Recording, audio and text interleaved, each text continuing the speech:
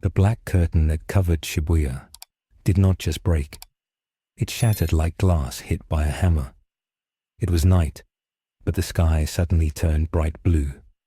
The air in Tokyo became heavy. It was so heavy that normal people on the streets fell down. They could not breathe. It felt like they were at the bottom of the deep ocean. This was not cursed energy. Cursed energy feels like fear and anger. This new power felt like a storm. It felt pure and wild. In the subway station underground, the fight stopped instantly. The special grade curses froze in place. Yogo looked up at the ceiling with wide eyes. For the first time in hundreds of years, he felt small. He felt like an ant about to be stepped on. The concrete roof of the subway station began to melt. It did not burn. It just turned into blue dust. A huge beam of light crashed down from the sky. It went through the streets, through the buildings, and smashed into the subway platform. The ground shook so hard that cars on the surface flipped over. The noise was deafening. It sounded like thunder exploding inside a tunnel. Dust and smoke filled the entire station. The curses and the sorcerers covered their ears. The pressure in the air was getting stronger. It was crushing the weaker curses into nothing. Even the strong sorcerers felt their knees shaking. They could not stop it. Their bodies knew that a predator had arrived. A voice spoke, but not with a mouth. It echoed inside everyone's head. It was cold and sounded like a machine. It said simply that the dimension transfer was successful. It warned that energy levels were critical. It said that the local physics were being overwritten. The dust cloud slowly drifted away. In the center of a massive crater stood a single person. He was not a giant monster. He looked like a young person with long blue hair. He wore black clothes and held a sword. He looked confused. He rubbed his head as if he had a headache. But the shadow he cast felt bigger than the entire city. This was Rimuru Tempest. He had not come here on purpose. He had been pushed through a crack in reality. He was a demon lord from another world, and his body was full of magicules. In his world, magicules were normal. In this world, they were poison. The atmosphere of Earth tried to reject him. The cursed energy in the air screamed as it touched his skin. The two energies clashed violently. Sparks of black and blue lightning danced around him. Rimuru opened his golden eyes. He looked at the monsters surrounding him. He saw the humans bleeding on the floor. He did not know who was good or bad yet, but he knew he was in danger. He released a small amount of his aura to protect himself. That small amount was enough to crack the walls of the station. The special grade curse Mahito took a step back. He was shaking. He realized that his soul was trembling. Up on the surface, Satoru Gojo stopped walking. He pulled down his blindfold. His 6 eyes saw everything. He saw a bottomless well of energy. He saw a creature that did not follow the rules of this world. He smiled, but it was not a happy smile. It was the smile of a man who knew the game had changed. The balance of power in the world had just been destroyed. The story of curses and sorcerers was over.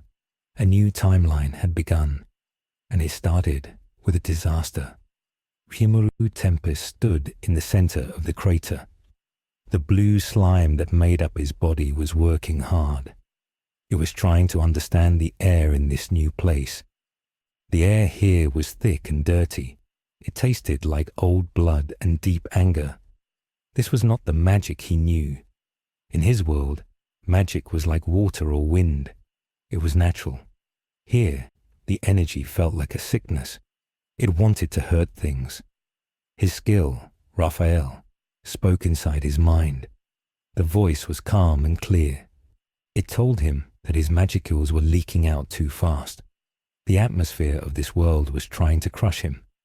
He had to pull his energy back inside his body.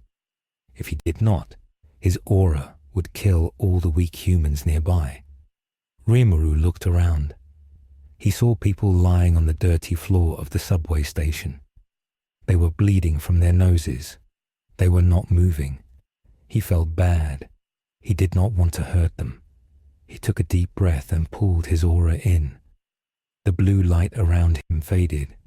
He looked like a normal human now, but his presence was still heavy. In front of him stood a monster with one eye. The monster had a head that looked like a volcano. This was Yogo. Jogo was a special grade curse. He was used to being the strongest thing in the room. Now he was sweating. His instincts screamed at him to run away, but his pride was too big. He looked at Rimuru with hate. He did not know what Rimuru was.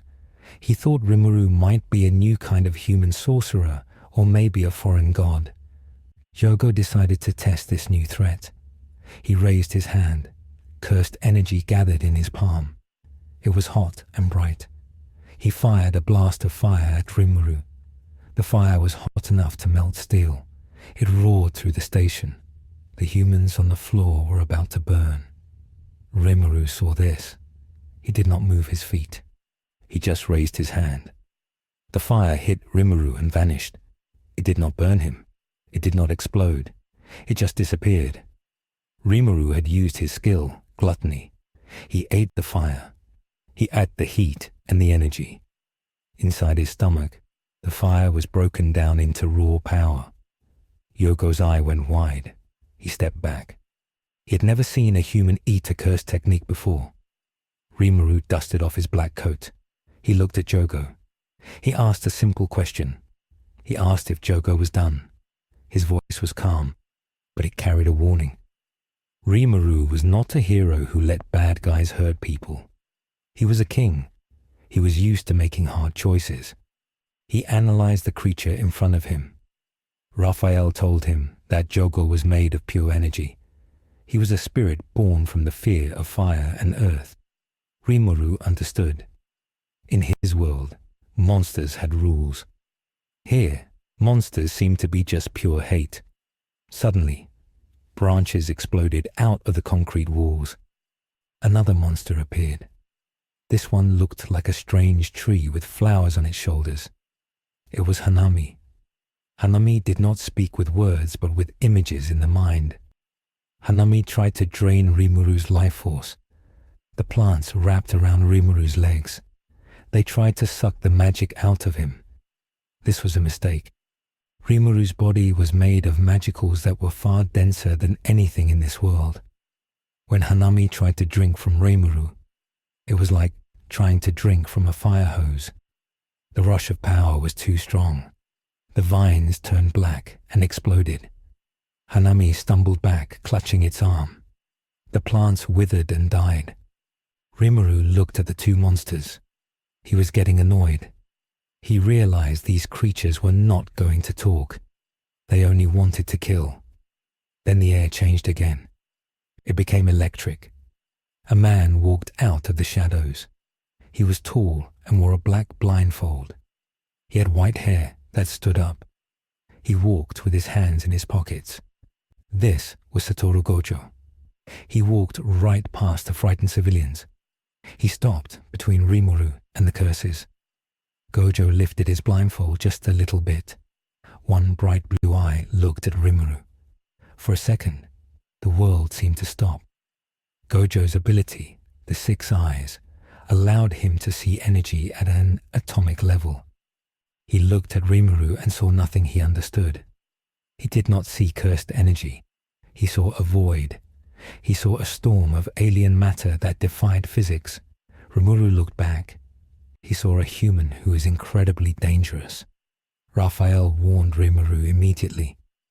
Raphael said that the man in the blindfold was a threat level equal to a true dragon. This shocked Rimuru. He did not expect to find someone this strong in a world without magic. Gojo smiled. He pointed a finger at Rimuru. He asked who the little lost child was. His tone was playful, but his body was ready to kill. Gojo thought Rimuru was a special grade curse that looked like a human. He thought Rimuru was part of the enemy group. Rimuru frowned. He said he was not a child. He said he was a slime. Gojo laughed. He thought it was a joke.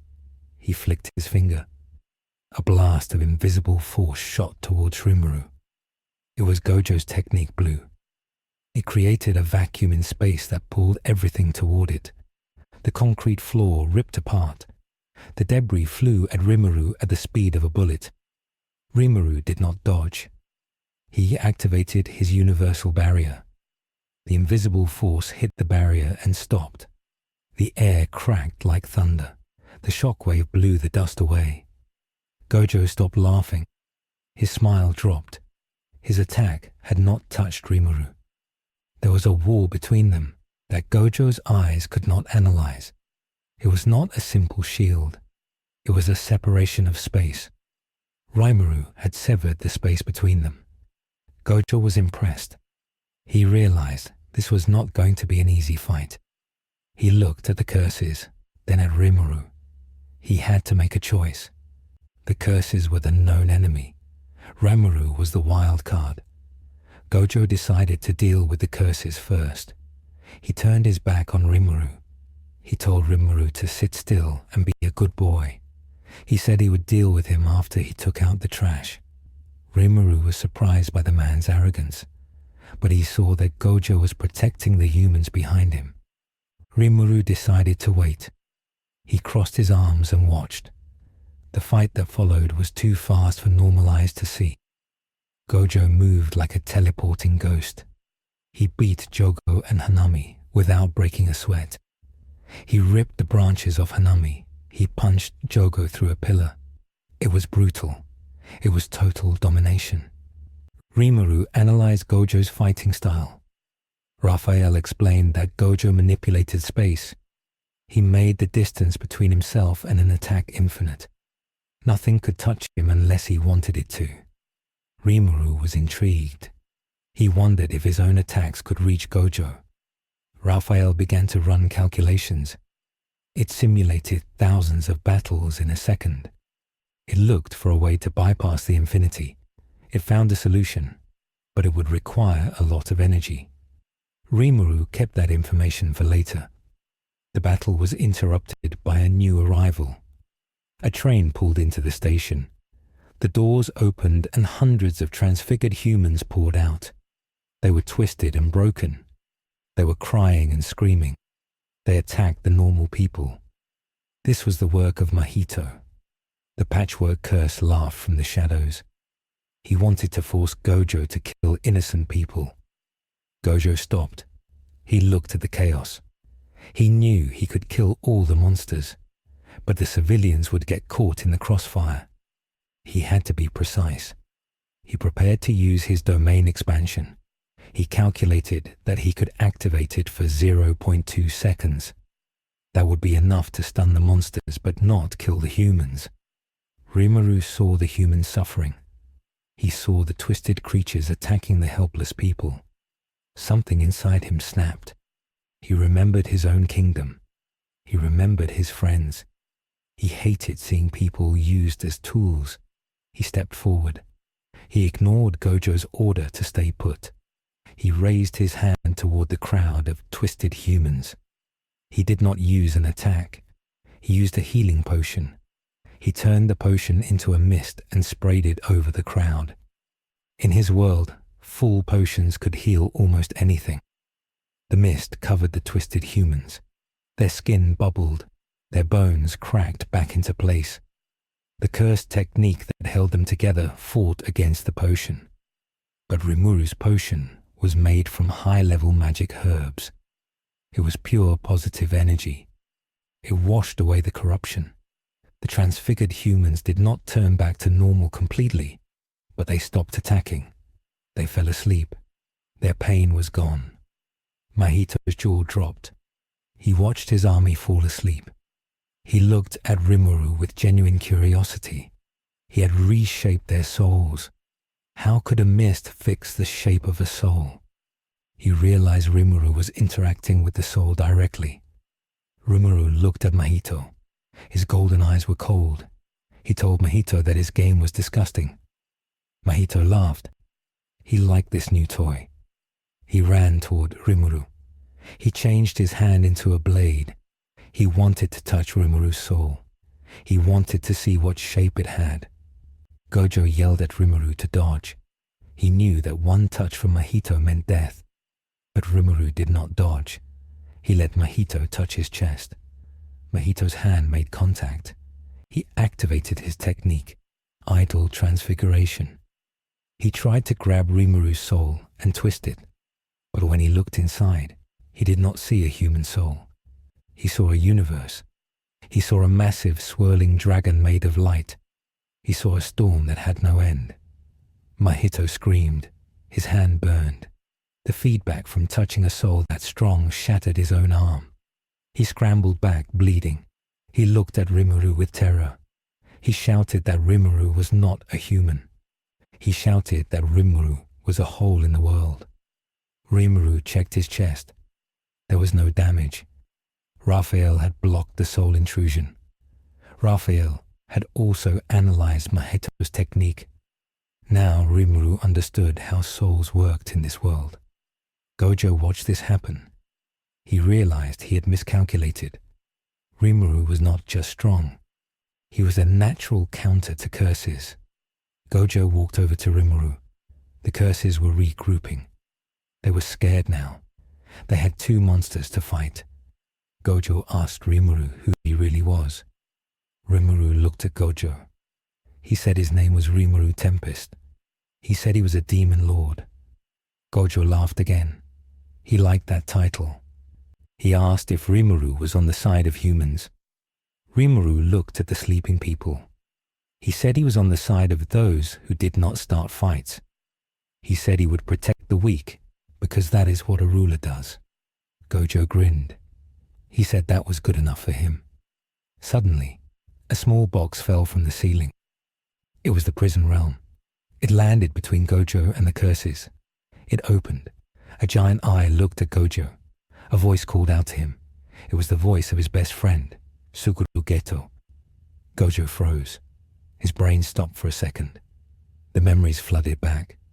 He saw the face of the man he had killed with his own hands. The prison realm sensed his hesitation. Chains shot out from the box. They wrapped around Gojo. He could not move. His cursed energy was jammed. The plan of the enemy had worked. Gojo had been caught because of his emotions. The curses cheered. Mahito and Jogo rushed forward to secure the box. They ignored Rimuru. They thought the battle was over. They thought without Gojo, they had won. This was their second mistake. Rimuru watched Gojo get captured. He saw the shock on Gojo's face. He saw the box begin to close. Raphael spoke. It said that if the box closed, the man named Gojo would be sealed in a separate dimension. The probability of escape was 0. Rimuru did not owe Gojo anything. They had just met. But Rimuru knew that if Gojo disappeared, the monsters would kill everyone in the station. He also knew that the man in the box was the only one who could challenge him. He did not want to lose such an interesting rival. Rimuru moved. He did not run. He used shadow motion. He traveled through the shadows on the floor. He popped out right next to the prison realm. Jogo screamed and fired lava at him. Rimuru ignored it. He reached out his hand. He did not grab the box. He grabbed the chains holding Gojo. He activated his skill, Beelzebub, the gluttonous king. His hand turned into a swirling vortex of black and purple mist. The skill did not just eat matter. It ate space. It ate magic. It ate seals. The chains crumbled into dust. The suction force pulled at the box. The prison realm screamed. It was a living artifact. It fought back. It tried to seal Rimuru too. A struggle of concepts began. The prison realm was an absolute seal. Beelzebub was an absolute consumption. The two absolutes crashed into each other. The air in the station turned black.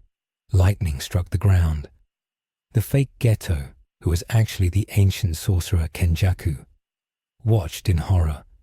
He had planned everything perfectly. He had accounted for every sorcerer. He had not accounted for a slime from another dimension. He saw his perfect seal cracking.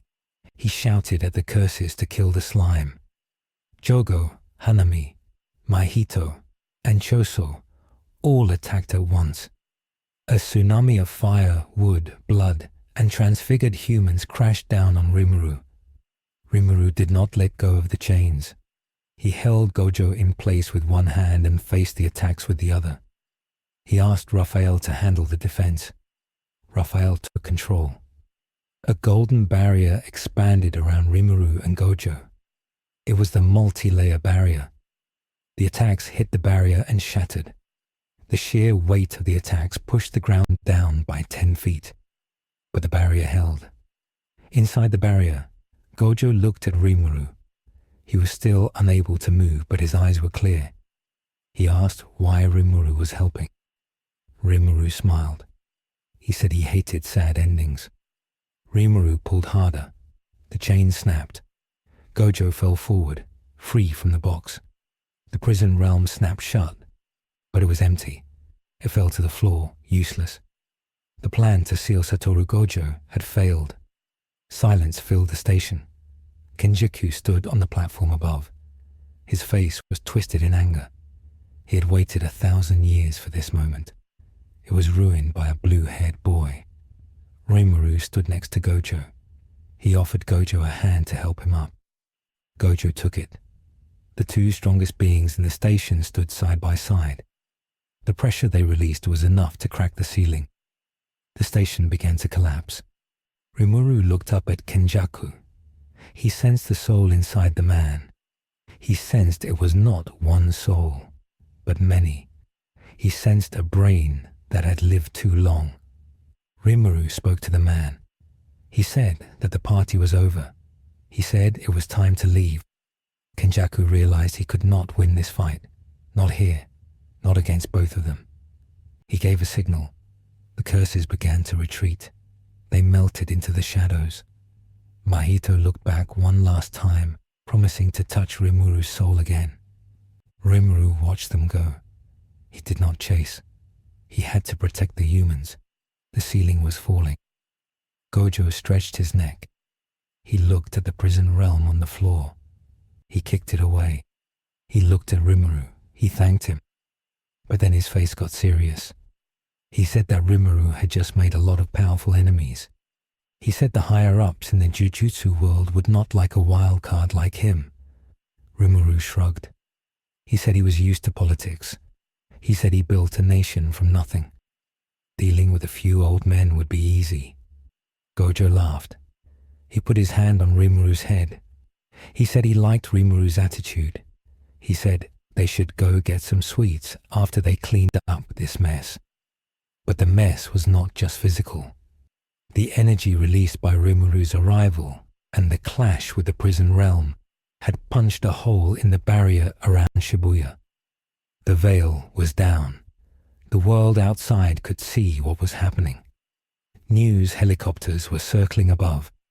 The secret world of sorcerers was being exposed. Rimuru's presence had accelerated the timeline. The secret was out, and in the shadows, Kenjaku was already making a new plan. He realized that if he could not seal Gojo, he would have to use Rimuru. He would have to find a way to turn the Demon Lord into a bomb that would destroy Japan. The game had become much more dangerous. Rimuru felt a chill. Raphael warned him that the dimension was unstable. His arrival had weakened the walls between worlds. More things might fall through, or worse, things from this world might fall out. Rimuru looked at his hand. It was flickering. His energy was still fighting the atmosphere. He needed to find a safe place to stabilize. He looked at Gojo. He asked if Gojo knew a place where he could rest. Gojo smiled. He said he knew the perfect place. He said, "Welcome to Jujutsu High." The players were on the board, and the rules had just been rewritten. The air in the underground medical bay of Tokyo Jujutsu High was cold and smelled of antiseptic and iron. It was a place for dying, not for living. Rimuru Tempest stood next to a metal table. On the table lay Kento Nanami. Half of the sorcerer's body was burned black. His breathing was shallow and rattled in his chest. Shoko Ieri, the doctor, smoked a cigarette with trembling hands. She had seen many things, but she had never seen a creature like Rimuru. She watched as the blue-haired boy held his hand over Nanami's chest. Rimuru was trying to feed a potion into Nanami's system. In Rimuru's world, this would work instantly. Here, it was a battle. Nanami's body was fighting the foreign magic. The cursed energy in his cells treated the potion like a virus. Rimuru had to use Raphael to rewrite the chemical structure of the potion in real time. He had to trick Nanami's body into accepting the cure. Sweat ran down Rimuru's face. This was harder than fighting a demon lord. Finally, the blackened skin began to peel away. Pink, fresh flesh appeared underneath. The breathing smoothed out. Nanami was alive. He would live. But Shoko gasped. She pointed at Nanami's arm. The new skin was not human skin. It was slightly blue and tough, like scales. The healing had worked, but it had mutated the tissue. Rimuru pulled his hand back quickly. He realized the problem. His magic was too dense. It was contaminating the humans he tried to save. He had saved Nanami's life, but he had taken away his humanity. Nanami would never be a normal human again. He was now something between a human and a monster. Rimuru looked at his hands. He felt a deep guilt. He wanted to help, but his very existence was poisonous to this dimension. The door to the infirmary slammed open. Satoru Gojo walked in. He looked tired. He had been arguing with the school principal and the elders for an hour. He looked at Nanami, then at Rimuru. He saw the blue scales. Gojo did not smile. He understood the cost immediately.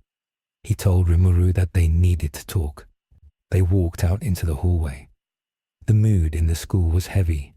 Students were running around carrying weapons. The news on the television screens showed chaos in Shibuya. The government was trying to cover it up, but videos were leaking online. People saw the monsters. People saw Rimuru. The secret of Jujutsu was dead. Gojo leaned against the wall. He told Rimuru that the higher-ups had made a decision. They had declared Rimuru a special grade curse object. They had ordered his immediate execution. Rimuru crossed his arms. He was not surprised. Leaders always feared what they could not control. He asked Gojo if he was going to execute the order. Gojo laughed, but it was a dry sound. He said he would never do that, but he warned Rimuru that others would. He said that the executioner they sent was not a normal sorcerer. It was Yuta Okotsu. Gojo explained that Yuta was his student, and he was returning from overseas. Yuta possessed boundless cursed energy. He was the only one who could possibly match Rimuru's output. Gojo said he would try to stop Yuta, but the elders had already contacted him. They told Yuta that Rimuru was the one who caused Shibuya. They lied to him. They painted Rimuru as the villain. Before Rimuru could answer, the ground shook. It was not an earthquake. It was a wave of nausea that hit everyone in the school. It came from beneath the school. It came from the tombs of the star. Master Tengen, the immortal sorcerer who maintained the barriers across Japan, was screaming. The scream was psychic. It shattered glass windows across the campus. Gojo's eyes widened. He grabbed Rimuru's shoulder and teleported them instantly to the bottom of the complex. They arrived at the entrance of the star corridor. The roots of the giant tree that protected the barrier were turning black. The barrier was not just failing, it was rotting. Raphael spoke in Rimuru's mind. The report was alarming. It said that the spatial frequency of Rimuru's magicals was reacting with Tengen's barrier. The barrier was designed to filter cursed energy. It did not know how to filter magicals. The system was clogging up. The pressure was building. If the barrier broke, it would not just disappear. It would explode. It would release 1,000 years of contained energy onto Tokyo. Rimuru realized that just by standing in Japan, he was acting like a cancer. He tried to suppress his aura completely. He pulled every drop of energy into his stomach. But the damage was already done. The reaction had started. A shadow stepped out from behind the rotting roots. It was Kenjaku. He was smiling. He held a small object in his hand. It was a finger of Ryomen Sukuna. Kenjaku looked at Rimuru with scientific fascination. He thanked Rimuru. He said he had been trying to figure out how to force humanity to evolve for centuries. He had tried creating chaos. He had tried merging with Tengen, but he lacked the energy source to trigger the change. Now Rimuru had brought that energy. Kenjaku threw the finger into the rotting roots of the great tree. The finger did not just sit there. It dissolved. The rot accelerated. The black corruption spread up the tree trunk instantly. Kenjaku explained his new plan. He called it the Great Culling. He was not going to make people fight in a game. He was going to merge the boundaries of the afterlife with the physical world. He was using the friction between Rimuru's dimension and this one to tear the fabric of reality. He slammed his hands onto the ground. A massive circle of darkness expanded from the tree. It passed through Gojo and Rimuru. It passed through the school. It expanded to cover the entire Kanto region. Above ground, the sky turned a bruised purple. The sun was blotted out. Red lightning struck the city, but this was not normal lightning. Where it hit, gravity reversed. Cars floated into the air. Buildings twisted like wet clay. The worst effect was on the people. The civilians who were still near Shibuya and Shinjuku began to scream. The ambient magicules that Rimuru had leaked earlier were being ignited by Kenjaku's ritual. The people did not turn into curses. They turned into mana beasts. Their bodies swelled. Bones broke and reshaped.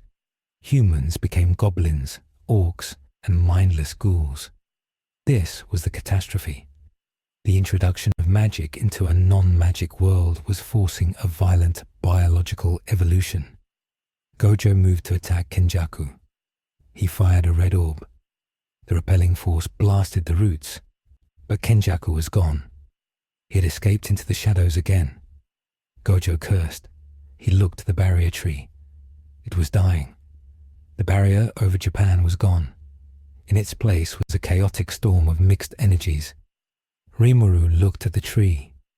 He asked Raphael if he could eat the corruption. Raphael calculated. It said yes, but the success rate was low. The corruption was mixed with Tengen's soul.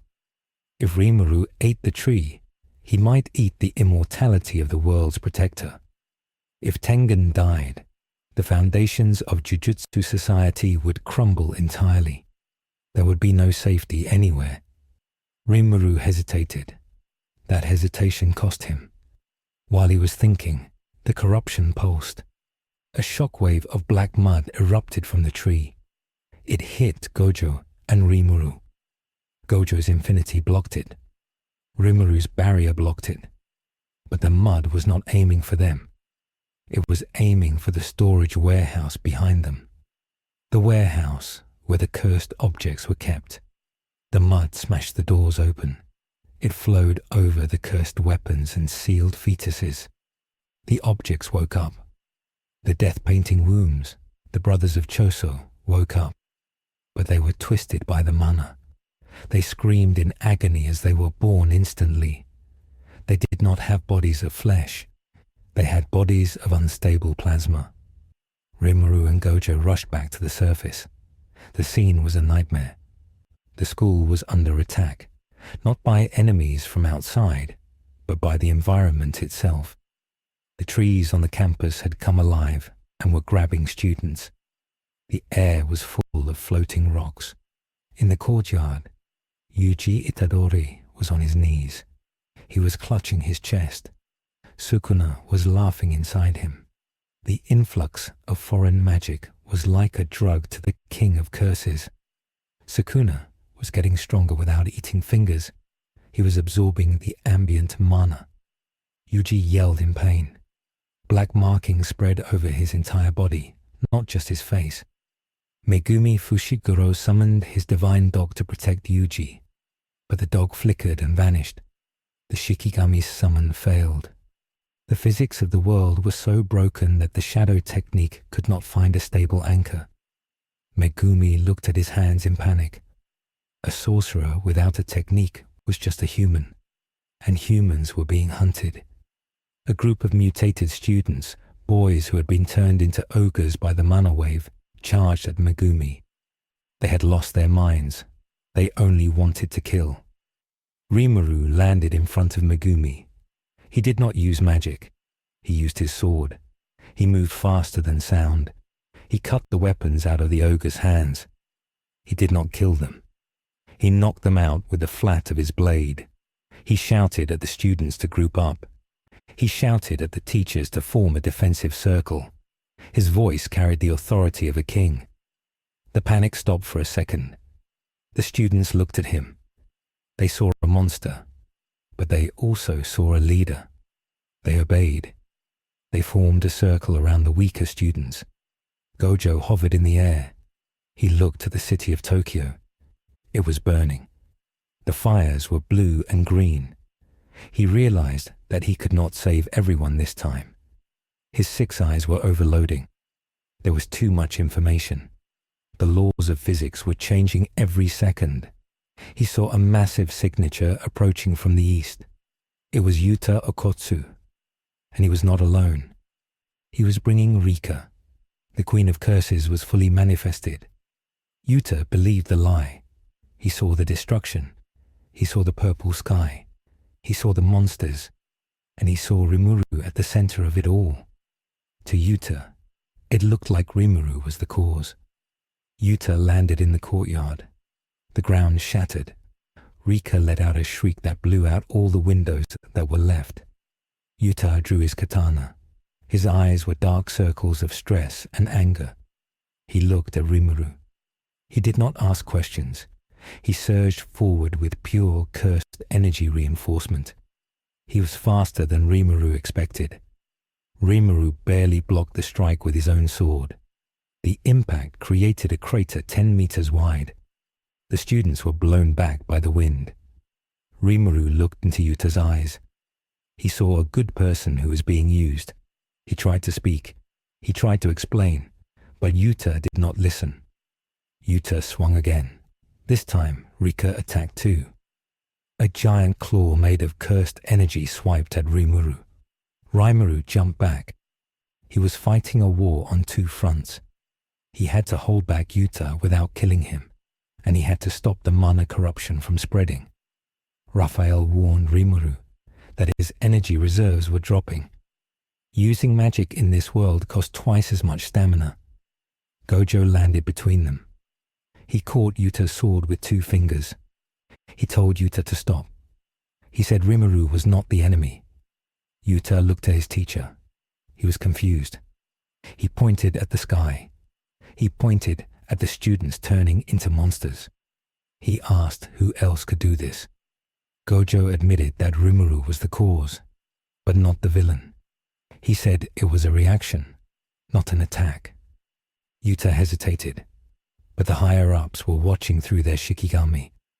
They spoke directly into Yuta's ear device. They triggered a binding vow they had forced Yuta to make. If he did not kill the threat, his friends would die. The elders had taken the second-year students hostage. Yuta apologized to Gojo. He kicked Gojo away. It was a surprise attack. Gojo's infinity was active, but the force pushed him back. Yuta unleashed his domain expansion. The world turned into a field of swords. Rimuru was trapped inside. This was a separate dimension of pure cursed energy. In here, Rimuru was cut off from the outside world. He could not draw magicals from the air. He was alone with Yuta and Rika. Outside the domain, the situation got worse. Without Rimuru's aura to intimidate them, the mutated monsters attacked the school. Maki Zenin, wielding a cursed tool, fought back. She was brutal. She cut down the things that used to be innocent people. She had no choice. Panda and Inumaki backed her up, but there were too many. The corruption was spreading from the soil itself. The grass turned into razor wire. The water in the fountains turned into acid. Inside the domain, Yuta attacked. He copied Rimuru's own techniques. He used a copied version of water manipulation. It wasn't as strong as Rimuru's, but it was powered by infinite cursed energy. Rimuru realized that Yuta could copy magic if he saw it. This was dangerous. Rimuru decided to stop playing defense. He needed to end this quickly. He needed to break the domain. He asked Raphael for a solution. Raphael suggested a risky move. Use the skill Gluttony to eat the domain itself. Rimuru placed his hand on the ground of the domain. He activated Gluttony. The black vortex opened. It began to devour the floor of the domain. Yuta watched in shock as his mental landscape was eaten. The swords dissolved into the black mist. The sky of the domain cracked. The barrier shattered. They fell back into reality. Yuta fell to his knees, exhausted.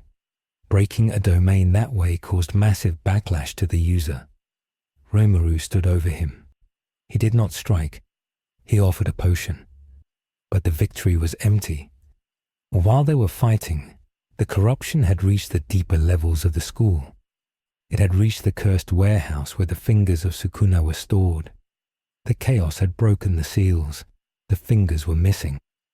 Yogo and Mahito had used the distraction to infiltrate the school. They had stolen the remaining fingers. And on the roof of the school, Sukuna took control of Yuji's body. He had eaten the ambient mana, and now he sensed the fingers nearby. He ripped the shirt off Yuji's back. He looked at the devastated campus. He looked at Rimuru. Sukuna smiled. It was a smile of pure malice. He raised 2 fingers. He prepared to use Malevolent Shrine, but he paused. He looked at the purple sky. He realized that destroying the school was too small a goal now. The world was breaking. He wanted to see where it went. He leaped away, vanishing into the night to find his servants. Rimuru stood in the ruins of the courtyard. The battle was paused, but the war had just begun. He looked at the students. They were injured. They were scared. They looked at him with fear, even though he defended them. They knew he was the source of the poison. Gojo walked up to Rimuru. His blindfold was off. His eyes were tired. They had lost the barrier. They had lost the trust of the school. They had lost Sukuna. And the government of Japan had just declared martial law. The American military was moving in. The catastrophe was total. Rimuru clenched his fist. He swore he would fix this. But for the first time since becoming a demon lord, he did not know how. The sun rose over Tokyo, but it did not bring light. It brought a strange, sickly grey dawn that smelled of ozone and sulfur. The island of Japan had been cut off from the rest of the world. The satellite feeds showed a massive, swirling hurricane of energy covering the entire country. The governments of the world called it a weather anomaly, but the leaders knew the truth. Magic had invaded reality. Inside the barrier of the storm, society had collapsed in less than 24 hours. The yen was worthless. The police were dead or hiding. The electricity grid had failed because the laws of conductivity were fluctuating. Cars stopped working as their batteries drained instantly.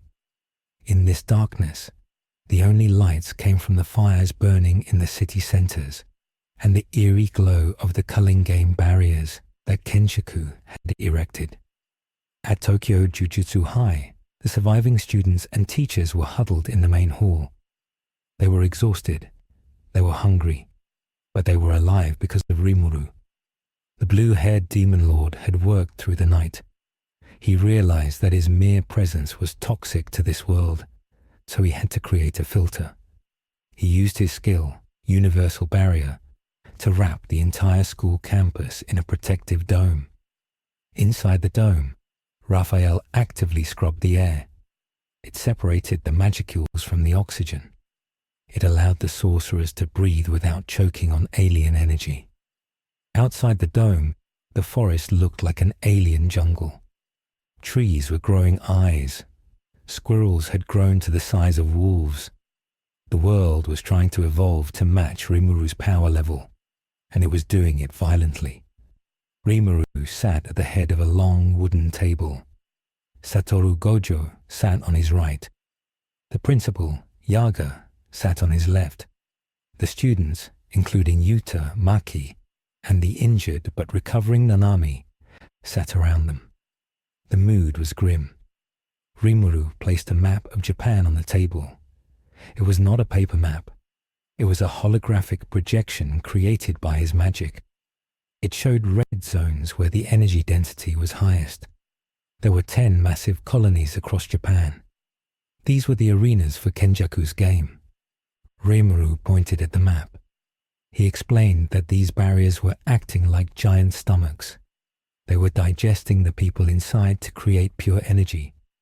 Kenjaku intended to merge this energy with Master Tengen to force humanity to ascend to a higher dimension. But because Rimuru was here, the process was corrupted. The energy wasn't just ascending, it was tearing a hole in the universe. Gojo looked at the map. He was serious. He had lost his playfulness. He told the group that they had 2 problems. First, Kenjaku was hiding in the shadows, and they needed to enter the games to find him. Second, the United States of America had entered the war. This news shocked the students. Gojo explained that before the communications went down, he intercepted signals. Kenjaku had met with the American president. He had lied to them. He told them that sorcerers were a clean energy source. He told them that if they captured sorcerers, they could solve the world's energy crisis. But now, with the monsters appearing, the US military was not coming to capture. They were coming to exterminate. They viewed Japan as a biohazard zone. They had launched Operation Starfall. Rimuru stood up. He said they could not fight the entire world and Kenjaku at the same time. They needed to stop the invasion before it started. If the soldiers entered the barriers, they would die. Their deaths would fuel Kenjaku's ritual. It was a trap. Kenjaku wanted the soldiers to come. He wanted their cursed energy, which was born from the fear of death. Rimuru looked at Yuta. He asked Yuta to stay and guard the school. Yuta nodded. He trusted Rimuru now. He had seen the potion save Nanami. He saw Rimuru trying to fix the mess.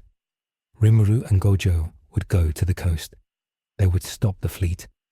The scene shifted to the Tokyo Bay. The water was rough and black. A fleet of US aircraft carriers sat on the horizon. Thousands of soldiers were landing on the beaches in amphibious vehicles. They were nervous. They wore hazmat suits and carried automatic rifles. They had been told they were fighting terrorists using biological weapons. They did not know they were walking into a horror movie. As the first platoon advanced into the ruined streets of Odaiba, they triggered the edge of Tokyo Colony No. 1.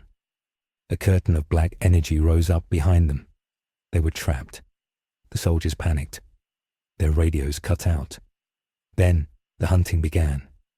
It was not curses that attacked them. It was the ancient sorcerers Kenjaku had reincarnated. From the top of the building, a man in a feudal robe looked down. It was Reggie Starr. Ah, he laughed. He saw fresh meat. He dropped a receipt from his pocket. It turned into a truck that fell on the soldiers. The gunfire started. The bullets hit Reggie's barrier and flattened. The soldiers screamed as they were slaughtered. The cursed energy released from their terror was immense. The sky above the colony turned red. The ritual was accelerating. High above the clouds, Rimuru and Gojo arrived. They saw the massacre happening below. Rimuru felt sick. This was senseless death. He prepared to dive down, but Gojo stopped him. Gojo pointed to the north. Another energy signature had appeared. It was burning and malevolent. It was Ryomen's Sukuna. The king of curses had arrived at the colony. He was not there to save the soldiers. He was there to sample the new flavors. Sukuna landed in the middle of a squad of tanks. He did not use a technique. He just walked. The tanks fired at him. The shells hit his skin and did nothing. Sukuna smiled. He swiped his hand. A grid of invisible slashes diced the tanks and the men inside into cubes. Rimuru saw this and flew down. He landed between Sukuna and the remaining soldiers. The impact of his landing cracked the asphalt. The soldiers stopped shooting. They were confused. They saw a boy with blue hair facing a monster with 4 eyes. Sukuna looked at Rimuru. He licked his lips. He said he had been waiting for this. He said the taste of Rimuru's soul was the only thing that interested him. Rimuru drew his sword. The blade glowed with black lightning. He told Sukuna to back off. He said he would not let him kill any more humans. Sukuna laughed. He raised his hand. He chanted a spell. Spider's thread. A web of dismantled cuts flew at Rimuru. Rimuru did not block. He used Beelzebub.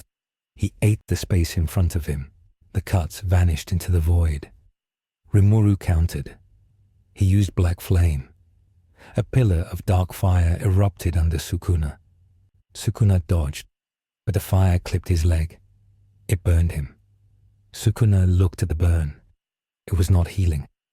The anti-magic properties of Rimuru's flame were negating the reverse curse technique. Sukuna's smile got wider. He was enjoying the pain. It was new. While they fought, Gojo floated above the fleet in the bay. He had to stop the reinforcements.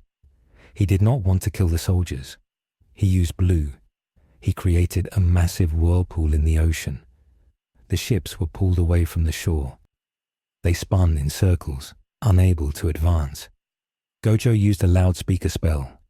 He broadcasted his voice to the admiral. He told them to turn back. He told them that Japan was closed. The admiral refused. He ordered a missile strike on Gojo. Dozens of Tomahawk missiles flew into the air. Gojo sighed. He simply let them hit his infinity. The missiles stopped in mid-air, suspended harmlessly. He flicked his finger. The warheads were crushed into balls of scrap metal and dropped into the sea. Back on land, the fight between Rimuru and Sukuna was destroying the city. Every time their attacks clashed, the color of the sky changed. Physics were breaking down. Gravity was shifting sideways. The surviving soldiers were floating in the air, screaming. Rimuru realized he could not win this way. If he went all out, he would destroy the city and kill the soldiers he was trying to save. He needed to be smart. He asked Raphael for a strategy. Raphael suggested a containment field. Rimuru needed to isolate Sukuna. Rimuru slammed his hand on the ground. He shouted, "Demon Lord's Haki." A wave of purple pressure expanded. It knocked all the weak soldiers unconscious instantly. This was mercy. If they were asleep, they could not feel fear. If they did not feel fear, they did not feed the culling game. The flow of energy to the barrier stopped. Sukuna paused. He sensed the change. The banquet had been cut off. He looked at Rimuru with annoyance. He said Rimuru was a buzzkill. Suddenly, the ground erupted. A massive centipede made of cursed energy burst from the earth. It was Kenjaku. He had merged with a cursed spirit to enter the battlefield. He was holding the prison realm again, but this time it was modified. He had combined it with the technology he got from the Americans. It was a mechanical seal. He threw it at Rimuru. The box opened. It generated a black hole. It tried to suck Rimuru in. Rimuru felt the pull. It was strong. It was targeting his magical specifically. He dug his sword into the ground. He held on. Gojo teleported next to him. He grabbed Rimuru's arm. Gojo used red to blast the box away. The repulsion force hit the black hole. The explosion was silent but blinding. A sphere of pure white light expanded and erased a city block. When the light faded, Kenjaku was gone. Sukuna was gone. They had retreated. They had gotten what they wanted. They had tested Rimuru's limits. They had seen his cards. Rimuru and Gojo stood in the crater. The unconscious soldiers lay around them. The invasion had been stopped, but the cost was high. The colony was active. The culling game had officially begun, and the rules had changed. Kenjaku's voice echoed over the city speakers. He announced a new rule. He said that because of the foreign invader, the game would no longer be about points. It would be a race. The first person to kill Rimuru Tempest would be granted a wish. They would be granted the power to shape the new world. This announcement changed everything. Every ancient sorcerer, every curse user, and every desperate player in the game stopped fighting each other. They all turned their heads toward Tokyo. They had a common target. Rimuru had become the final boss of the culling game. Rimuru looked at Gojo. He asked if this was normal for Japan. Gojo shrugged. He said it was a Tuesday, but his hands were clenched. He knew the situation was critical. They had to return to the school. They had to prepare for a siege. Back at the school, the situation had deteriorated. The barrier was holding, but the students were arguing. Some wanted to hand Rimuru over to save the world. Kusakabe, the teacher, was vocal. He said Rimuru was a magnet for disaster. He said if they kicked Rimuru out, maybe Kenjaku would stop. Maki Zenin stepped forward. She held her spear. She said that was cowardice. She said Rimuru saved Nanami. She said he was the only reason they weren't dead yet. The group was fracturing. Fear was doing what violence could not. Rimuru walked into the hall. He looked tired. His clothes were torn. He heard the argument. He did not get angry. He walked to the front of the room. He released a small amount of his aura. It wasn't threatening. It was calming. It was the aura of a ruler. The room went silent. Rimuru spoke. He said he understood their fear. He said he did not belong here. He said he was a monster from another dimension, but he made a promise. He said he would not leave until he fixed what he broke. He said he would take responsibility. He outlined a new plan. He would not hide. He would participate in the culling game. He would enter the colonies one by one. He would defeat the players. He would add a new rule to the game using the points he earned. The rule would be, all players can leave the game by swearing allegiance to the Tempest Alliance. He was going to conquer the game not by killing, but by building a nation inside it. He was going to do what he did best.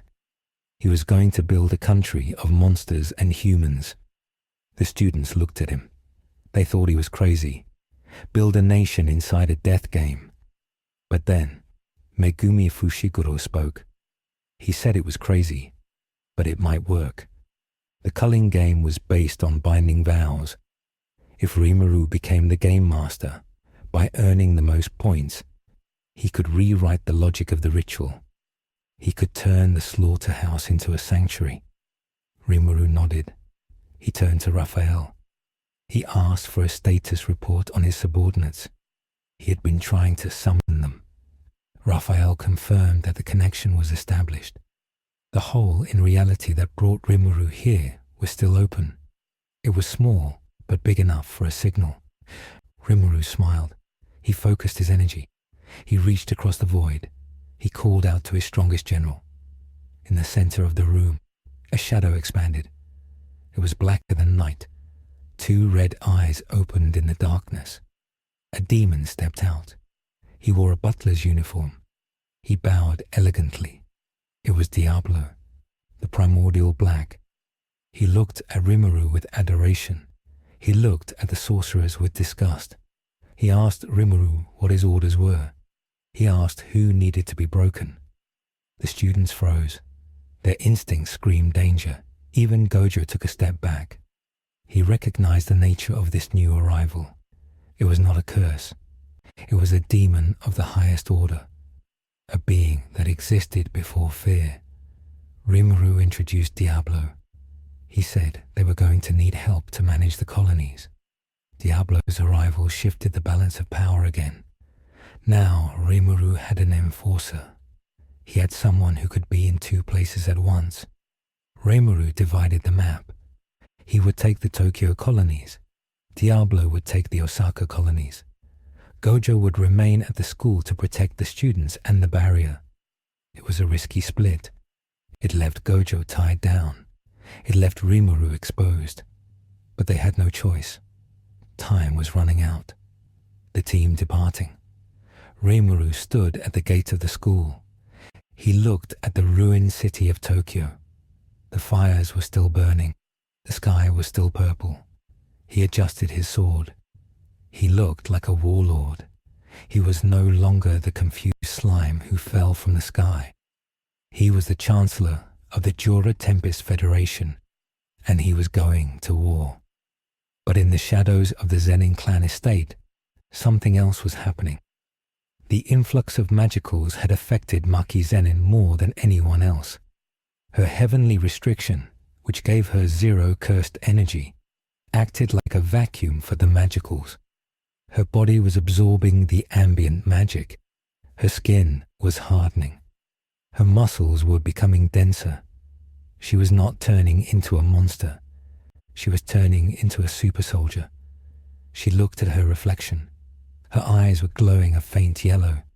She felt stronger than Toji ever was, but she also felt a hunger for magic.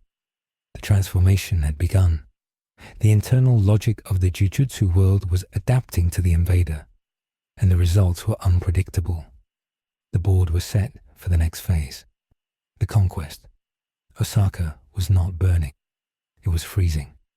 The air in the Dotonbori district hung still, suspended in unnatural silence that was far more terrifying than the chaos in Tokyo. In the center of the famous bridge, a tea table had been set up. The tablecloth was pristine white. A silver tea set gleamed under the grey, sickly sky. Seated at the table was Diablo. He poured tea with the grace of a royal butler. Around him, the street was paved not with stone, but with the kneeling bodies of sorcerers. There were 50 of them. They were the strongest players in the Osaka colony.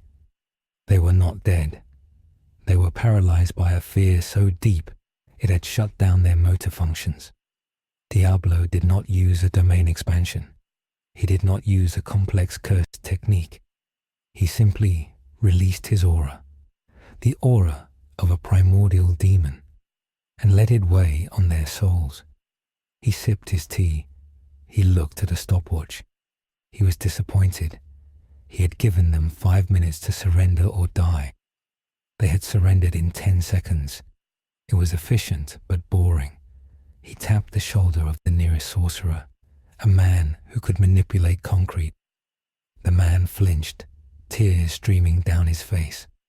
Diablo smiled pleasantly and asked if the man understood the new rules. The man nodded frantically. Diablo explained that all points earned in this colony now belonged to Rimuru Tempest.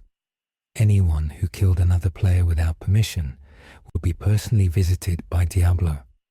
The threat was absolute. In less than 3 hours, Diablo had pacified the second most dangerous war zone in Japan. He had created a dictatorship of peace. But peace enforced by a demon is fragile. While Diablo held Osaka in a grip of ice, Tokyo was boiling. Rimuru Tempest walked through the ruins of Ikebukuro. He was heading for the theater building. His sensor skills told him that the top player of this colony was waiting there. It was Hiromi Higuruma. Rimuru needed his points. He needed to reach 100 points to add the rule that would allow players to transfer points, which was the first step to saving everyone. Rimuru walked past the corpses of cursed spirits. He did not look at them. He was focused. He entered the theater. The stage was lit. Higuruma stood there, wearing his suit, holding a gavel. He looked at Rimuru with tired, dark eyes. He did not attack. He simply invited Rimuru to the stage. Rimuru stepped up. He sensed the intelligence in the man. He sensed a strict moral code that had been twisted by the cruelty of the world. Higuruma activated his domain expansion immediately. Deadly sentencing. The scenery changed. They were inside a courtroom. Rimuru stood on the podium of the accused. Judgment, the Shikigami that ruled the domain, floated behind Higuruma. This was a non-violent domain. Violence was impossible here. It was a battle of laws. Higuruma began the trial. He accused Rimuru not of a crime in this world, but of a crime from his arrival. The charge was unlawful invasion of reality resulting in mass catastrophe. Rimuru was surprised. The Shikigami knew everything. It knew Rimuru had broken the boundary of the dimension. Higuruma presented the evidence. He showed the data of the suffering in Shibuya. He showed the mutation of the plants. He argued that Rimuru's existence itself was a crime against the natural order of Japan. Rimuru listened. He did not deny it. He knew he was the cause. He looked Higuruma in the eye. He admitted guilt. He said he did not intend it, but he was responsible. This shocked Higuruma. Most sorcerers lied. Most tried to justify their actions. Rimuru simply accepted the weight of his sin. Judgment slammed the gavel. Guilty. The sentence was confiscation. But here, the systems clashed again. Judgment tried to confiscate Rimuru's cursed technique. Rimuru had none, so Judgment tried to confiscate his magic. Raphael intervened. The ultimate skill erected a logic barrier. It argued that magic was an intrinsic biological function of a slime, not a technique. Judgment paused. The domain stuttered. The law of the domain could not process an alien biology. Finally, Judgment reached a compromise. It confiscated Rimuru's inventory. It sealed Rimuru's stomach. He could not access his potions, his sword, or Veldora. He was cut off from his resources. The domain dissolved. They were back in the theater. Higuruma held a giant gavel that could change shape. He attacked. Without his sword and his extra mana reserves, Rimuru was forced to rely on his physical stats and martial arts. The fight was intense. Higuruma was a genius who had mastered JUJUTSU in 12 days. He used the gavel to hook Rimuru's legs. He tried to crush him. Rimuru dodged, using the fluid movement of a slime. He realized he couldn't use his high-output magic without endangering the building. He had to use precise, low-cost arts. He closed the distance. He didn't hit Higuruma. He caught the gavel. He looked at the lawyer. He asked if this fight served justice. He asked if killing him would fix the barrier. Higuruma stopped. He looked at the blue-haired boy who was holding back enough power to vaporize the city. He realized Rimuru was holding back to save him. The will to fight left Higuruma. He dissolved his gavel. He sat down on the stage. He said he had 102 points. He offered them to Rimuru. He said he wanted to see if Rimuru's justice was better than the flawless law of the domain. Rimuru smiled. He accepted the alliance. This was the first victory. It felt good. But outside the theater, the small choices began to accumulate. While Rimuru was busy with Higuruma, a situation developed in the Tokyo Colony No. 2. Marquis Zenin was hunting. She had entered the colony to clear out the Zenin clan members who had joined the game, but the magicals in the air were affecting her heavily. Her body, which had zero cursed energy, was a void. Nature abhors a vacuum. The dense magic of the new world was rushing into her. It wasn't giving her magic to use. It was reinforcing her biology. Her skin was now hard enough to shatter tungsten. Her speed was approaching Mach 1, but the sensory overload was driving her into a berserker state.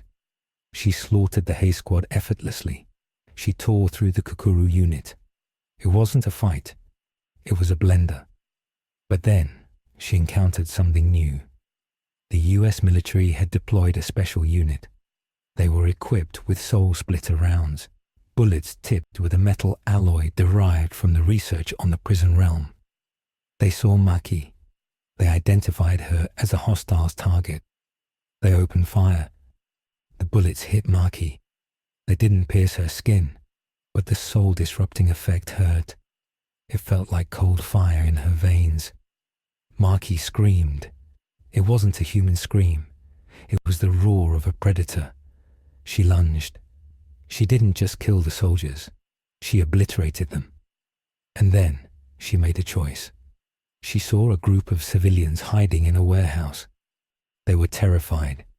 In her heightened state, she saw their fear as a threat. The magicals were rewriting her threat detection instincts. She raised her sword. At that moment, Yuta Okotsu arrived.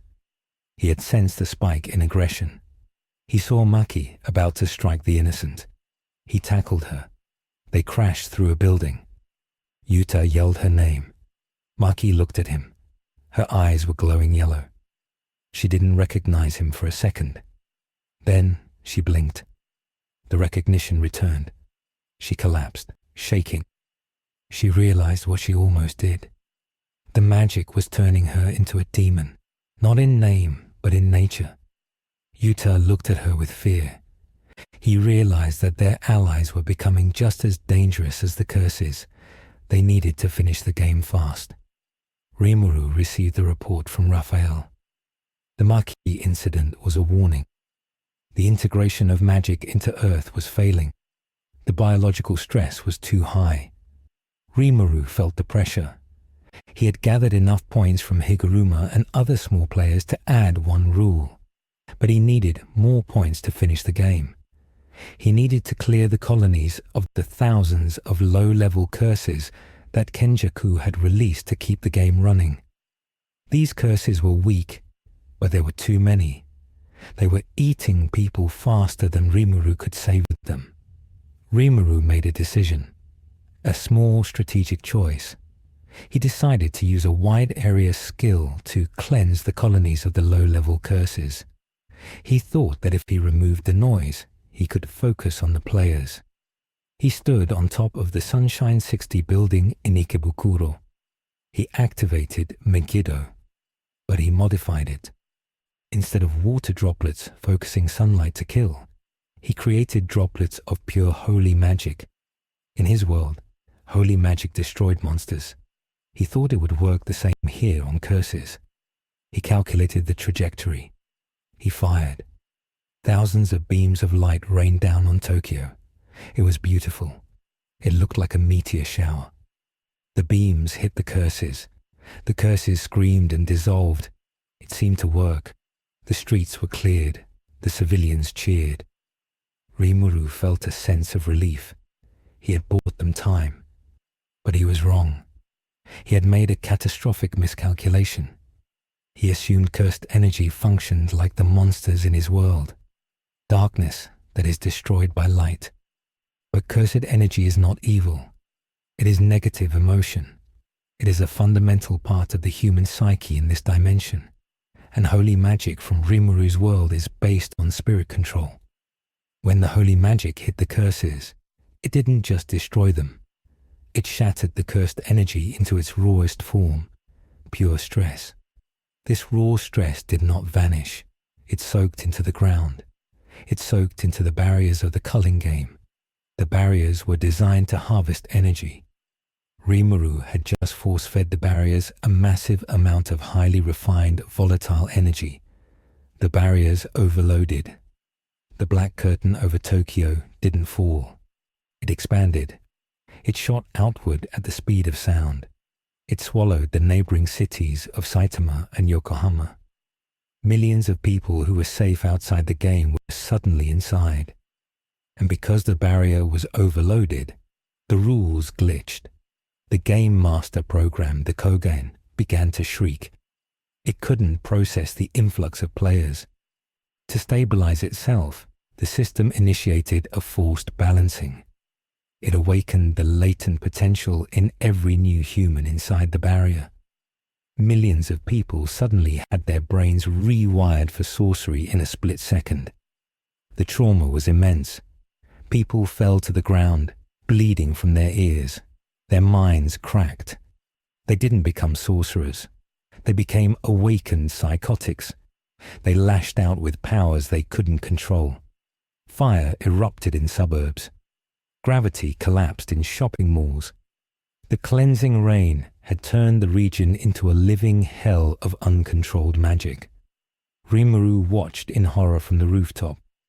Raphael was flashing error messages. Unexpected reaction. Cursed energy density critical. Barrier logic rewritten. Rimuru had tried to save thousands and had condemned millions. He fell to his knees. For the first time, he felt truly helpless. His power was absolute, but his understanding of this world was flawed. He had treated the symptoms and killed the patient.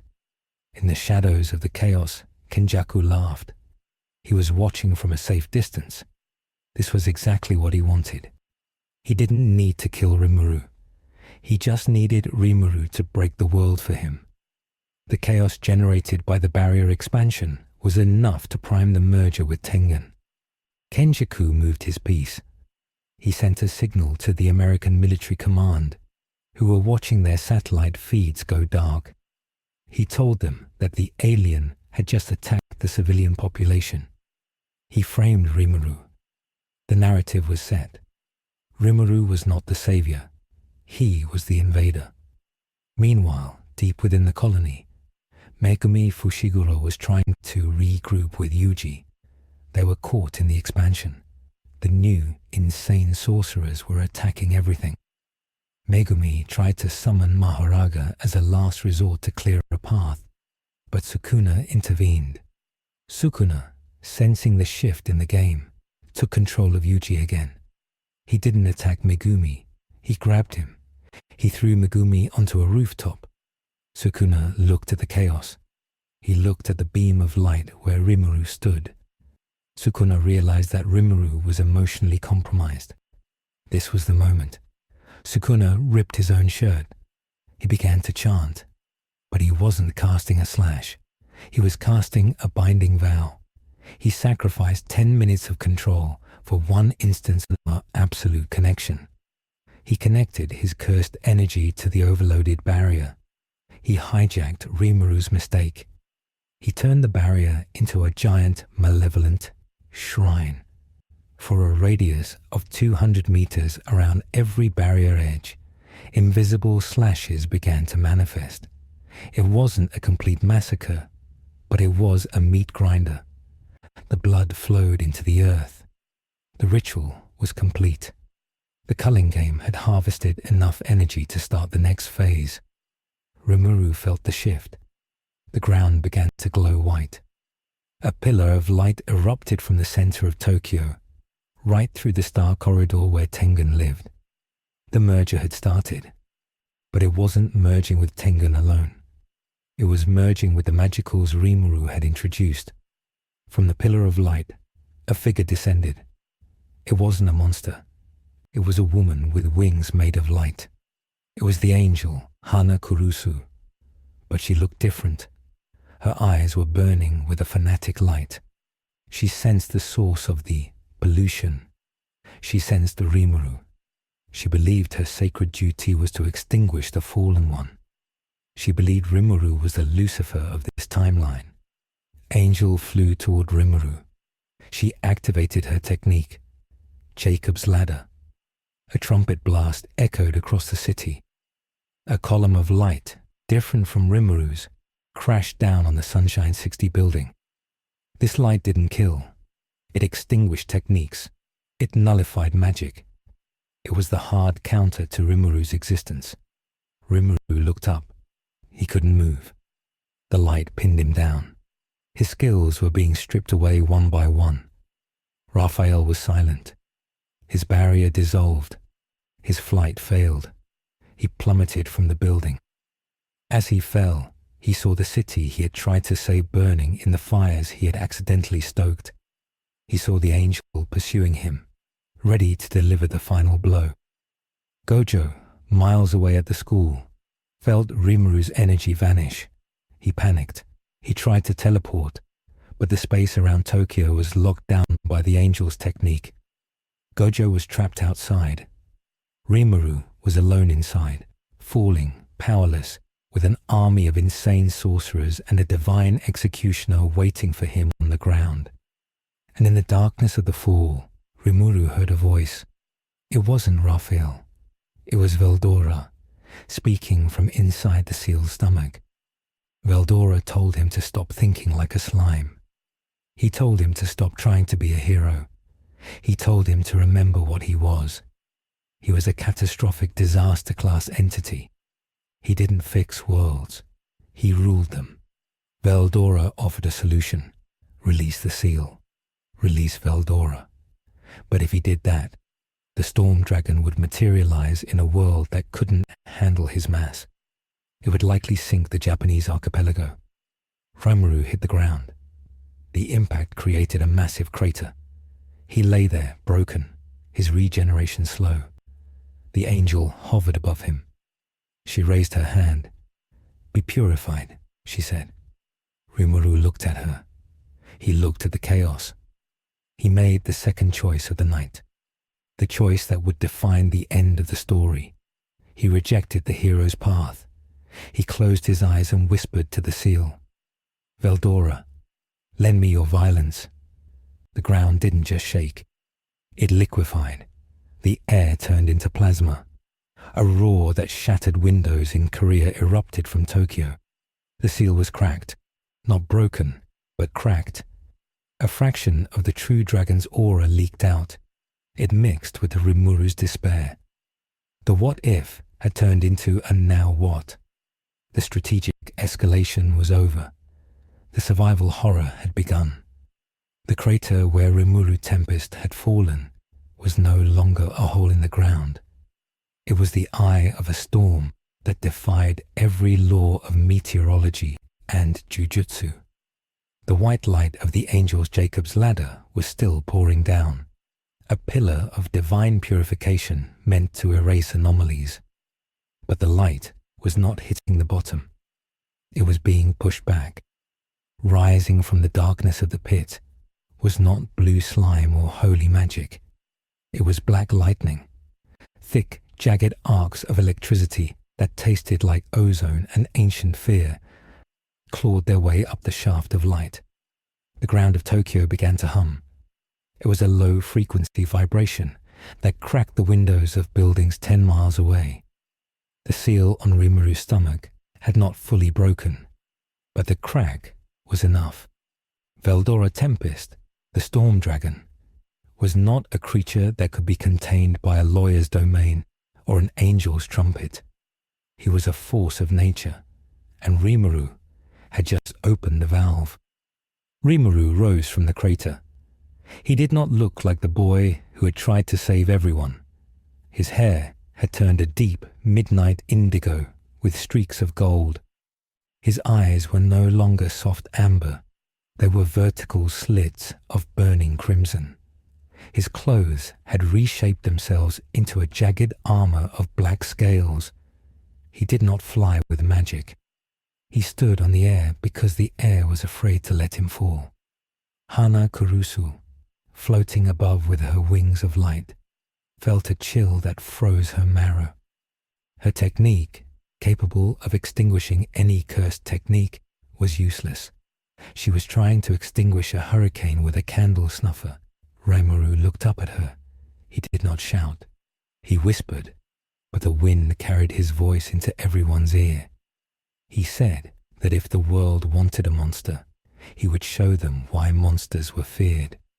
He raised his hand. He did not use a skill. He simply grabbed the column of light from Jacob's ladder and crushed it. The divine light shattered like glass. The backlash sent Hana spinning through the air, her wings flickering out. But this release of power had a cost. The crack in the seal leaked magicules at a rate that made the previous pollution look like a drop in the ocean. The atmosphere of Japan became supersaturated. In the center of the culling game at the Tokyo colony, Kenjaku stood atop the ruins of the Diet building. He was laughing, but it was the laughter of a man watching a dam break. The energy density had reached the critical threshold. He didn't even need to initiate the merger. The world did it for him. The barrier around Japan, which had been turned into a blender by Sukuna and then overloaded by Rimuru, finally collapsed inward. It didn't fade away. It imploded. The borders of the afterlife and the physical world dissolved. From the ground beneath the imperial palace, the roots of the great tree Tengen erupted. But they were not wood. They were flesh. A mountain of twisting, screaming meat rose into the sky. It was the merger. It was the forced evolution of humanity, fueled by the infinite magicals of a true dragon. It looked like a mockery of a human, a giant white giant with no face, only 1,000 weeping eyes on its chest. It stood 5 kilometers tall. Its shadow covered the entire city. It let out a sound that was not a roar, but the simultaneous scream of the millions of souls it had just absorbed, the people who had awakened earlier, the ones Rimuru tried to save, were dragged across the ground by invisible gravity. They flew into the giant's body, merging with it. The tragedy was absolute. Rimuru's power, meant to protect, was now the fuel for humanity's extinction. Satoru. Gojo finally broke through. The collapse of the barrier allowed him to teleport into the center of the chaos. He appeared on a rooftop near Shinjuku. For the first time in his life, the strongest sorcerer felt small. He looked at the white giant that pierced the clouds. He looked at the black storm swirling around Rimuru. He realized that the scale of the board had changed. This wasn't jujutsu anymore. This was theology. Gojo adjusted his blindfold, which was now just a rag. He analyzed the giant. It was composed of cursed energy, magicals, and human souls. It was unstable. If it took one step, the seismic shock would sink the Kanto plain. Gojo knew he couldn't kill it. Killing it meant killing the millions of people inside it. Then, Ryomen Sukuna arrived. The king of curses landed on the shoulder of the white giant. He looked tiny against the massive creature, but his presence was undeniable. Sukuna was ecstatic. He had never seen such chaos. He slashed at the giant's neck with dismantle. The cut was deep, deeper than a canyon. But the giant healed instantly. The flesh bubbled and knitted together. Sukuna laughed.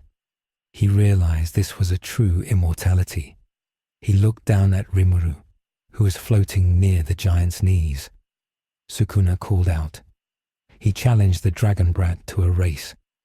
Who could carve up this god corpse faster? Sukuna didn't care about saving the world. He wanted to dominate it. He cast his domain expansion, Malevolent Shrine, directly on top of the giant's body. The relentless slashes began to blend the giant's flesh, turning it into a fountain of blood and light. Rimuru heard Sukuna. The Veldora influenced part of his mind wanted to accept the challenge. It wanted to fight Sukuna and the giant and the world. But deep inside, the human soul of Satoru Mikami was screaming. He saw the people being absorbed. He saw the destruction. Raphael, his partner, finally broke through the static of the storm. Raphael shouted a calculation. There was a 0.001% chance to reverse the merger. It required a container. It required something that could hold the energy of a nation and a dragon simultaneously. Rimuru stopped. He looked at his hands. There were black claws. He realized he was the container. He was a slime. His body was an infinite stomach. Rimuru flew up. He ignored Sukuna. He ignored the giant's flailing arms that smashed skyscrapers into dust. He flew toward Gojo. He landed in front of the sorcerer. Rimuru's voice was distorted, layered with a dragon's growl. He told Gojo the plan. He said he was going to eat it. He was going to eat the giant. He was going to eat the culling game. He was going to eat the corruption. But he couldn't do it while Sukuna was slashing everything. He needed Gojo to hold off the king of curses. He needed 2 minutes. Gojo looked at the monster that used to be a slime. He saw the pain in those red eyes. He smiled. It was the genuine smile of a teacher who sees the student surpass him. He agreed. He told Rimuru to eat until he was full. Gojo turned to the giant. He flew up to face Sukuna. The two strongest sorcerers in history collided on the shoulder of a god. Blue and red clashed with invisible slashes. The shockwaves kept the giant from moving forward. It was a battle of gods, a distraction for the real miracle. Rimuru dropped to the ground. He stood at the feet of the giant. He closed his eyes. He apologized to Veldora. He said he needed everything. He activated his ultimate skill, Beelzebub, Lord of Gluttony. But he pushed it beyond its limits. He combined it with Storm King Veldora. He created a singularity. A black hole opened in the center of Tokyo. It wasn't a hole in space. It was a hole in reality.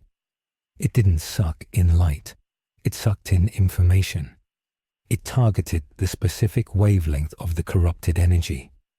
The giant stopped screaming. It began to dissolve.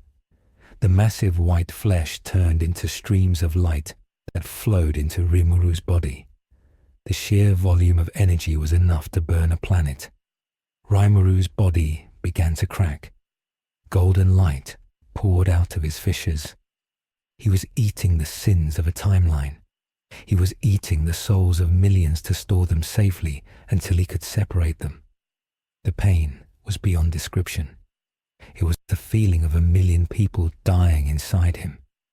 But he held on. Raphael managed the intake, categorizing every soul, every ounce of cursed energy, every rogue magical. Kenjaku, watching from the ruins, screamed in denial. His masterpiece was being eaten. He tried to intervene. He summoned a swarm of special grade curses to attack Rimuru. But before they could reach the slime, a black wall appeared. It was Diablo. The demon had returned from Osaka. He stood between his master and the interference. He was missing an arm. He was battered, but he was smiling. He whispered that he would not let a speck of dust disturb his master's meal. He snapped his fingers. The curses imploded. Diablo stood guard, the loyal butler at the end of the world. Up above, the fight between Gojo and Sukuna was reaching its climax. Sukuna realized his toy was disappearing. He was furious. He prepared a world-bisecting slash. He targeted not Gojo, but Rimuru. He chanted the incantation. The slash flew. It cut through space itself. Gojo saw it. He knew his infinity could not stop it. He made a choice. He teleported into the path of the slash. He poured all his cursed energy into a maximum output purple. He didn't fire it. He detonated it around himself. The explosion of imaginary mass collided with the world-cutting slash. The result was a whiteout. The sky turned blank. The sound died. When the vision returned, Gojo was falling. He was alive, but he was missing his right arm and his left eye. He had diverted the slash by a fraction of a degree. It missed Rimuru's core and sliced off a part of the black slime mass instead.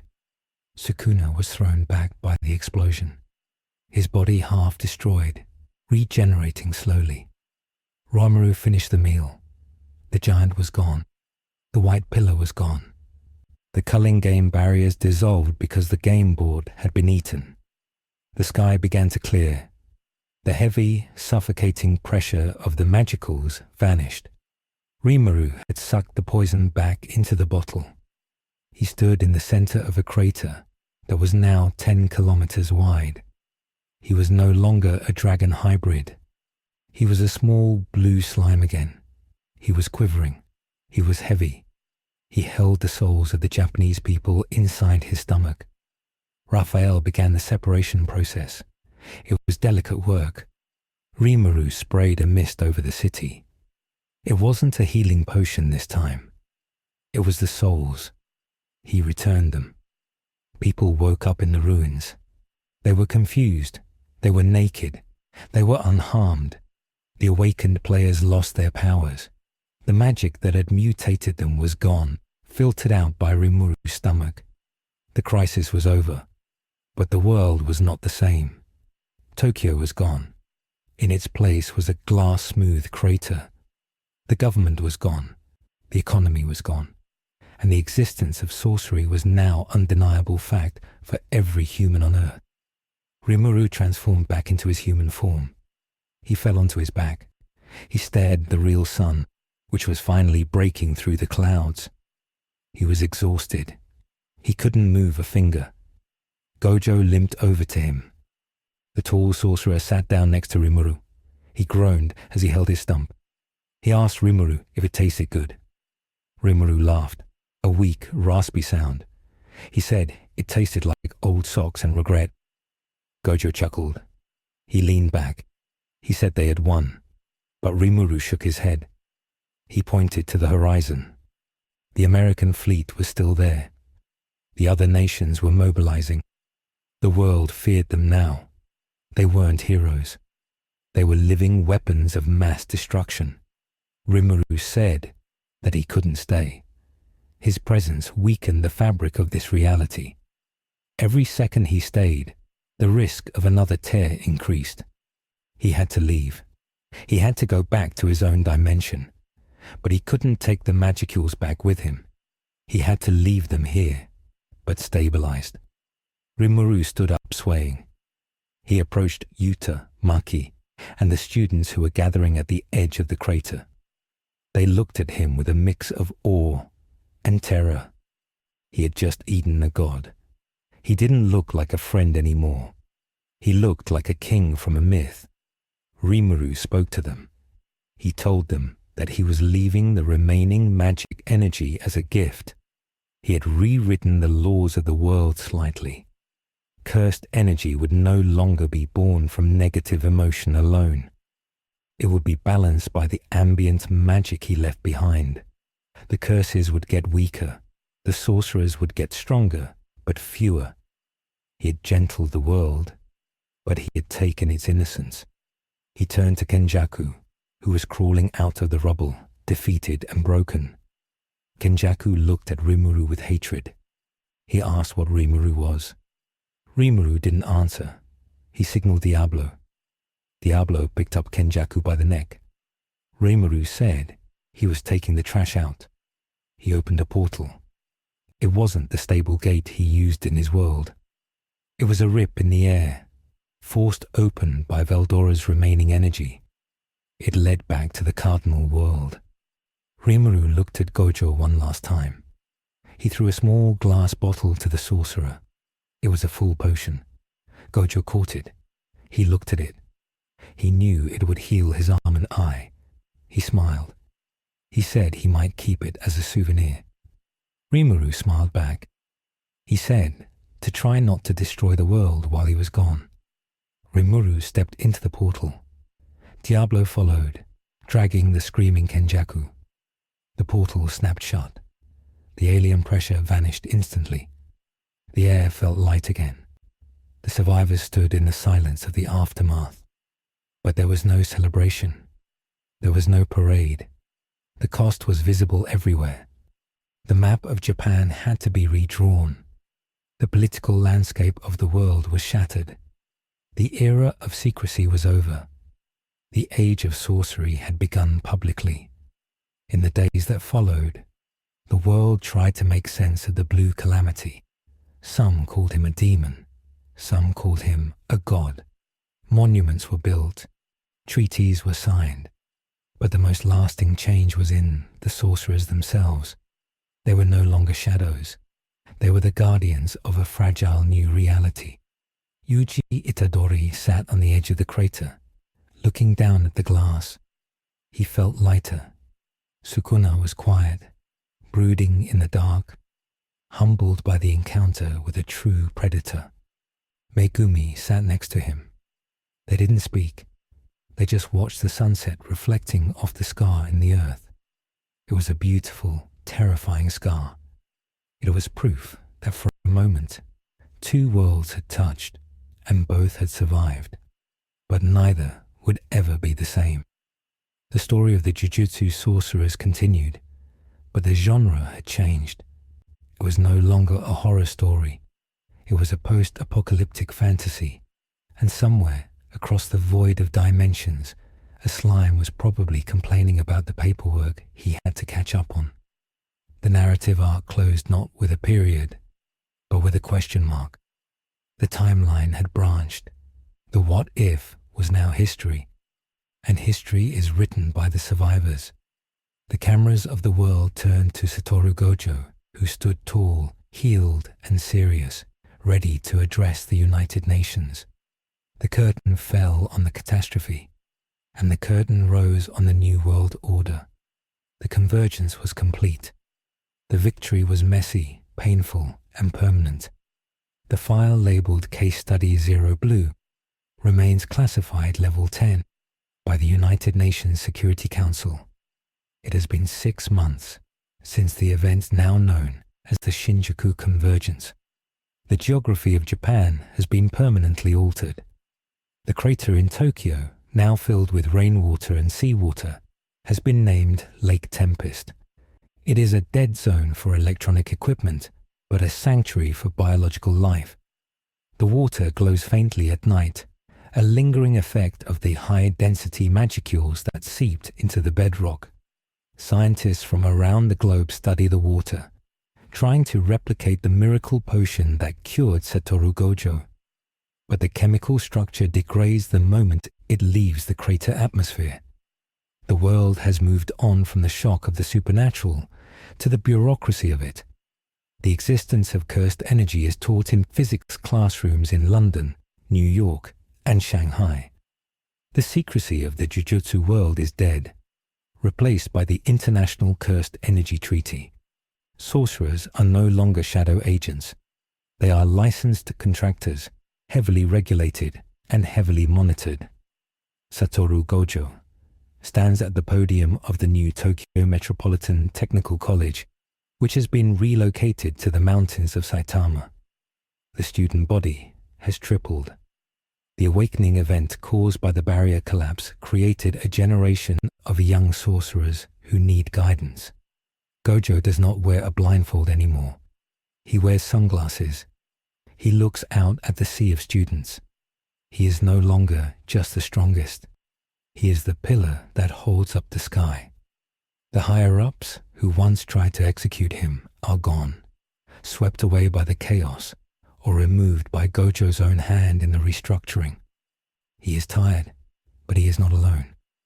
Yuta Okotsu stands by his side as the vice principal. Megumi Fushiguro leads the field operations. The Zenin clan is dissolved, its assets seized by Maki, who now operates as a free agent, a phantom that hunts the worst of the new curses. Yuji Itadori sits on the roof of the new dorms. He's reading a manga, but his eyes drift to the sky. Ryomen Sukuna is still inside him, but the king of curses has been silent since the battle. The glimpse of a true dragon, a being that stood above the concept of cursed energy, had shifted Sukuna's perspective. He waits now, not with the impatience of a disaster, but with the patience of a predator who knows there are bigger things in the universe. Yuji touches the scar on his chest. He remembers the blue-haired boy who saved them by damning them. He wonders if Rimuru is fighting another war in another world. In the basement of the school, in a vault lined with talismans, sits a single object. It is a sword made of black steel, left behind in the final exchange. It cannot be lifted by anyone except Maki. It pulses with a rhythm that matches the heartbeat of the earth. It is the anchor that keeps the timeline stable. The anomaly came, broke the world, fixed it, and left. The scars are proof of life. The story of Jujutsu Kaisen did not end with the extinction of humanity, but with its metamorphosis. The credits roll, but the game continues on a new difficulty setting. The record ends here.